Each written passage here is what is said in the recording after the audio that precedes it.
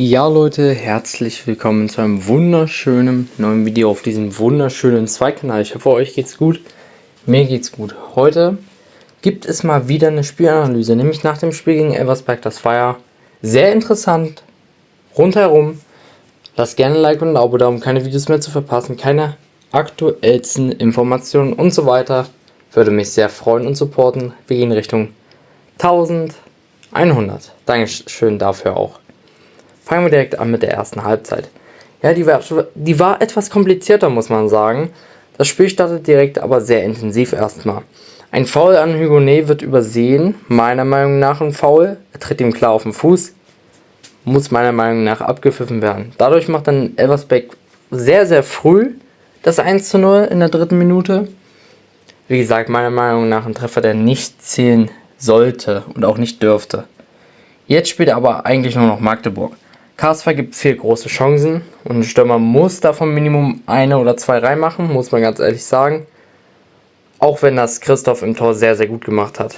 Und dann auf einmal kassieren wir in der 36. Minute ein Gegentor und das war ein unglaublicher Schuss, unhaltbar meiner Meinung nach für Reimann. Sehr, sehr gut gemacht von Elversberg an der Stelle. Aber dann machen wir nochmal richtig viel Druck. Dann kommt ein Fehler von Elversberg. Und dann bekommt Elversberg auch nochmal eine rote. Da bekommt Schmal die rote, die meiner Meinung nach absolut vertretbar ist. Ohne Diskussion sollte das da rangehen. Und das hat auch Schmal eingesehen, dass es eine klare rote ist. Macht Elhan Kuri da sehr, sehr gut. So wie immer mit sehr viel Feingefühl. Lässt er sich im Endeffekt gut fallen, auch wenn er klar gehalten wird. Rote Karte. Damit hat sich das dann auch schon mal gegessen. Der FCM war in der ersten Halbzeit viel besser. Und deswegen geht man dann zuversichtlich vielleicht dann auch in die zweite rein, auch wenn man weiß, dass man 2:0 hinten liegt.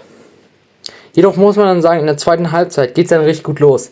Nämlich kurz nach Wiederanpfiff. Ich glaube 47 Sekunden danach trifft der FCM direkt in der 46. Minute zum 2:1. Kars macht den Kopfball rein. War jetzt auch nicht so schwer für ihn. Gab es noch kurz Diskussionen ums Abseits, was dann aber keins war.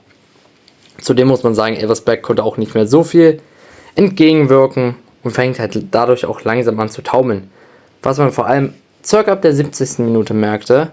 Nämlich dann ging es erst richtig los mit der Cars-Show, wie ich ihn gerne nenne so. Den Moment, wo alles begann. Nämlich erst trifft er selbst in der 73. Minute, was auch kurzzeitig abseits gepfiffen war. Ja, es war sehr viel abseits in dem Spiel, muss man sagen. Und dann legt er noch für Amici vor zum 2:3 in der 77. Minute. Und damit war es dann erstmal erledigt.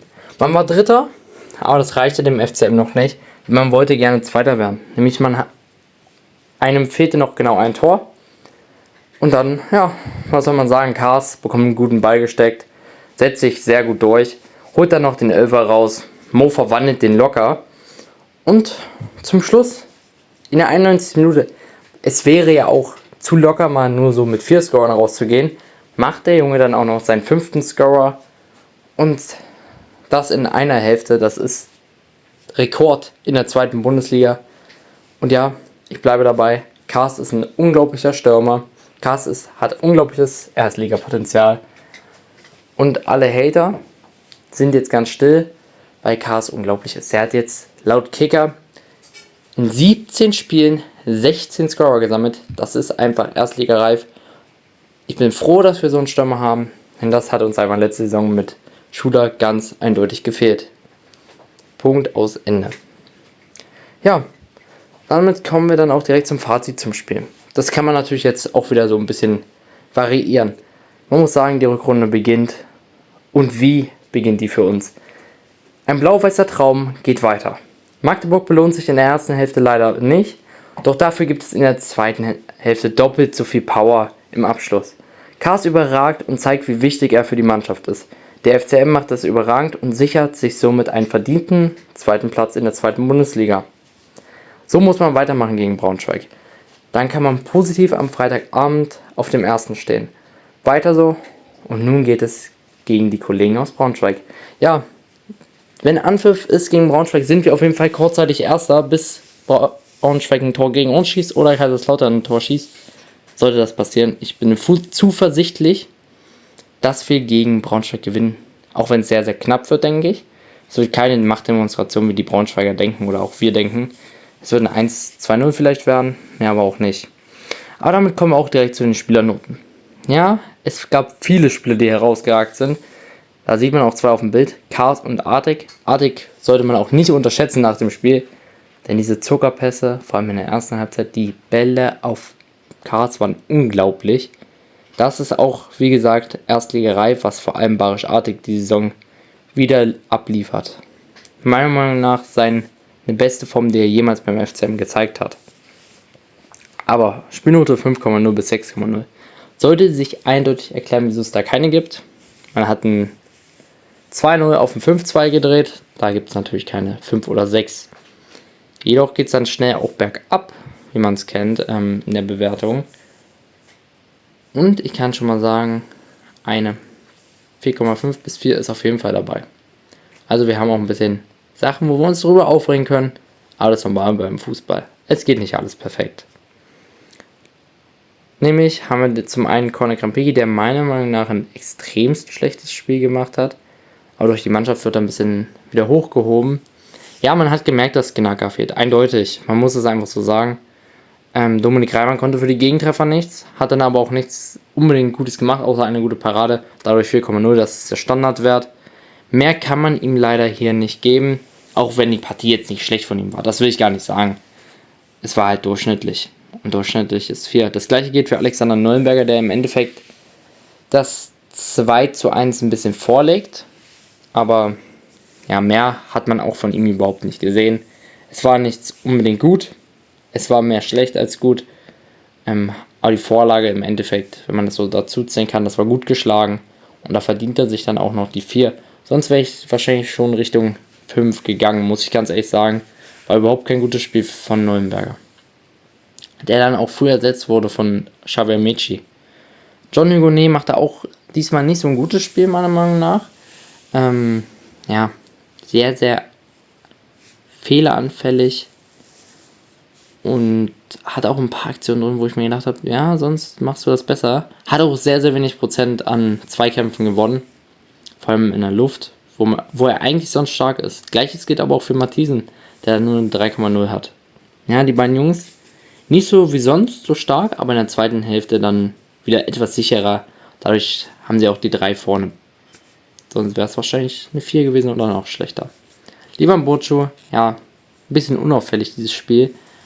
Wurde oft gefoult, 4-mal an der Zahl. Ist das, was am öftesten war. Oder am häufigsten. Und ja, 3,0 ist in Ordnung. War ein gutes Spiel von ihm. Aber auch jetzt nicht so besonders. Muss man auch sagen. Leider kein Scorer beigesteuert. Daniel Heber, 2,5. Ja, Daniel Heber war in der ersten Hälfte schlecht. Ist ganz ehrlich, da hätte ich ihm wahrscheinlich eine 5 gegeben. Dafür war in der zweiten Hälfte sehr, sehr stabil. Und ja, man kann sich hier definitiv darüber mal unterhalten, ob das dann vielleicht in die schlechte Richtung geht. Ich war kurz vor einer 3, habe ihm dann aber eine 2,5 gegeben, auch wenn ich Daniel Heber als Spielertypen überhaupt nicht mag. Gibt es hier mal eine positive Bewertung von mir.